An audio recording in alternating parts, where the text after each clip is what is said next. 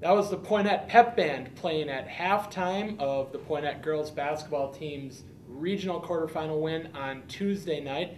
Hello everyone, I'm Dan, he's Travis, and Travis, we'll get to more on girls basketball in a minute, but first let's recap the boys basketball tournament action from last weekend. There were 5 teams from the area that won in their regional openers a week ago. But none of the 5 made it through this last weekend to the upcoming sectional tournament. Beginning in Division 3, where even though they didn't move on, Poynette really had a nice weekend. It was basically 2 days of redemption for the Pumas. First, on Friday, they avenged a pair of 1-point regular season losses to Lake Mills by getting by the L-Cats 55-53 to move on to Saturday's regional final against Lakeside Lutheran. And even though they lost that game 65-58, that was still better than 2 regular season losses to the Warriors by an average of 26.5 points. So really a nice run for Poynette, a nice finish to the season there. And also in Division 3, Lodi lost to Prairie du Chien, in Prairie du Chien to the Blackhawks, 60-55. But it still was a nice season for the Blue Devils. 19-5, a year after going 6-17, and 19 wins for the Blue Devils is their most since they had 7 in 2003. So again, really a nice season for Lodi. And then rounding things out, top-seeded Deerfield cruised to a 78-59 win over Partyville, and another top seed, Laconia, got by Montel 79-41. Those both were D4 games. And in Division 5, Green Lake ended Rio's season with a 51-34 win. So none of the area boys teams playing in the upcoming sectional this weekend. Travis, your impressions from the boys stuff? Yeah, I was actually at the regional semifinal between Green Lake and Rio, and Rio regularly plays 3 sophomores, in varsity minutes, and at times it kind of showed because Green Lake, they got big Matt Van Schoik right in the center of his zone defense, and that's all they play all year is his zone defense, and they're pretty good at it, and you could kind of tell that the young players didn't quite know how to attack it, and they really didn't have an answer for it. So I think better days are ahead for Rio as those guys get a year older, some experience, and I think they're going to be pretty good a year from now. And that's probably also the case for Lodi and Poynette. Lodi gets back their top 3 scorers, freshman Jordan Shea, sophomore Chris Sefrud, and junior Danny Padley. And obviously they had a really nice season this season, so with those 3 back, you got to figure they'll be tough again next year.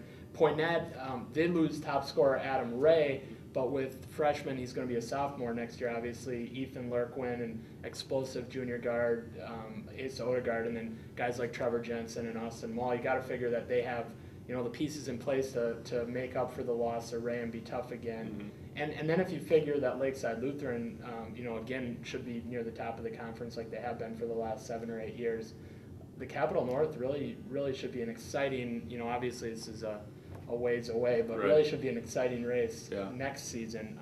But obviously that wraps up boys basketball stuff for this season.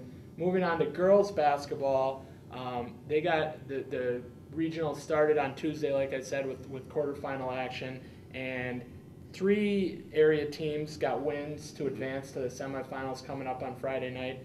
Travis, you'll be in Mauston on Friday, where Westfield's going to be facing their South Central rival. Why don't you tell us a little bit about that game? Yeah, it's an interesting game. Westfield took third in the South Central at 6-4, while Mauston was just ahead of them in second at 7-3. So it's obviously being a conference game. They've seen each other twice already. Westfield got here again by beating Viroqua on Tuesday night, 47-29, while Mauston had a bye, so this will be their first tournament game. And kind of an interesting fact, if Westfield can win this game, it'll be their 5th straight year where they've reached a regional final. So they've had some tournament success in the past, and they're trying to keep it going. The winner of this game will face either Wisconsin Dells or Adams Friendship, 2 other South Central Conference teams, on Saturday in Portage. So in the final. In my opinion, this game kind of features 4 of the best players in the South Central Conference. For Westfield, you got senior Hannah Mills, who's a guard. She can just shoot it from anywhere, while Janelle Weir is a sophomore post player who kind of gives them a both inside-outside kind of attack. They both average right around 11 a game, so they're both obviously leading the Pioneers. And for Mauston, it's a sister duo. You got Andrea Thomas, who's a freshman guard, who's averaging over 16 a game, and her older sister, Kayla, the senior, is averaging right around 15 a game. So, I mean, they do it all for Mauston. I've watched them play against Portage, actually, in a non-conference game this year, and they were very impressive. So I'm interested to see how each team's kind of got a duo of players, and I'm interested to see how they match up against each other. And just to kind of look back on the year, they split the regular season matchup back on January 25th. Westfield got the better of them, 43-35. But then in the conference opener back in December, it was Mauston that got the win, 41-37. And in that game, Andrea Thomas, the freshman, had 22, and her older sister had 10. So, I mean, you can kind of get an idea of what they do. So it's going to be, I think, a real tight game, and we'll see what happens. And it should be interesting. Like you said, all 4 teams on that half of the bracket are from the South Central. And so, these teams all know each other. And for Westfield, you have to like their chances, to get through maybe to the sectionals the following weekend with no one really in there that's kind of head and shoulders above the rest of the group. Yeah, I mean, the Dells are probably the favorite since they won the conference, but Westfield played them really tightly in the conference finale, and there's no reason they can't beat the Chiefs. So I would say they definitely got a shot, but they got 2 tough games against Mauston and the Dells to do it. Absolutely, be fun to watch. Meanwhile, I'll be in Fall River, where the top-seeded Pirates will be playing their Southern Trailways rival, Rio. That's a Division 5 game, another, obviously, conference rematch.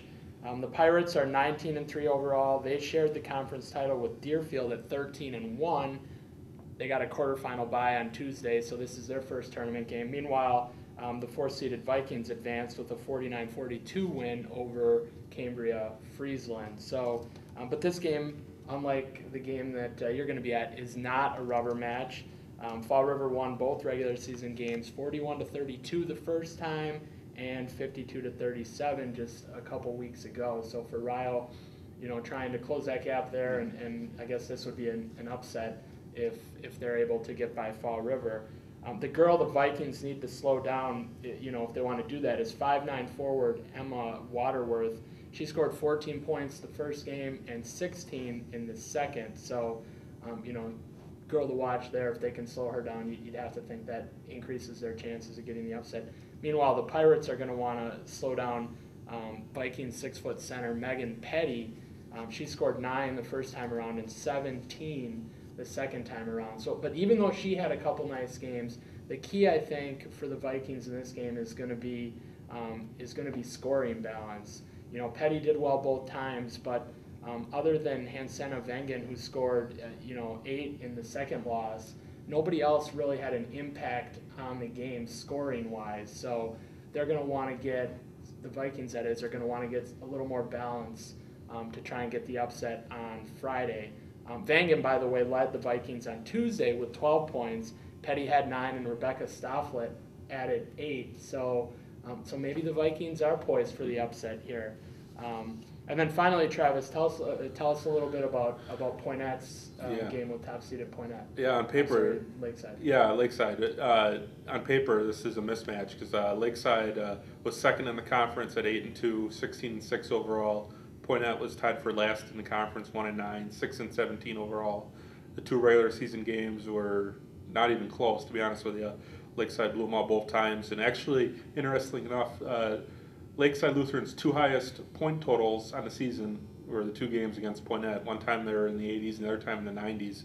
So they really know how to attack the Poinette defense. Poinette got to this game by beating Marshall on Tuesday night, while Lakeside had the bye. For Poinette, Brittany Kaltenberg, a senior, had 29 in that game that you were at. So she's kind of got the hot hand, and while teammate Tori Ruff had 16. So that's kind of the duo that gets it done for Poinette. The winner will face either Lake Mills or Jefferson on Saturday in McFarland. And even if this game ends Poinette's season, they deserve credit because at one point this year they had lost 10 straight games, and at that point they were 1-12 on the year. And since that point they're 5-5. So they've kind of found a way to turn around their season. So they deserve a lot of credit just for doing that. And they also on Tuesday got their first postseason win since 2007. So and Coach Patty Heinzman said from the beginning of the season to us, that this was kind of her first year coaching there, that this was, a building year to try and kind of get the program started in the right direction. Certainly it looks like she's done that. So good luck to them on Friday, but it's still been a nice season no matter how things turn out. So there you have it, everybody. That's plenty of area hoops information to digest. We'll be back next week to recap how things go over the weekend and also take a look at some highlights from the entire winter sports season. So until then, everybody, take care.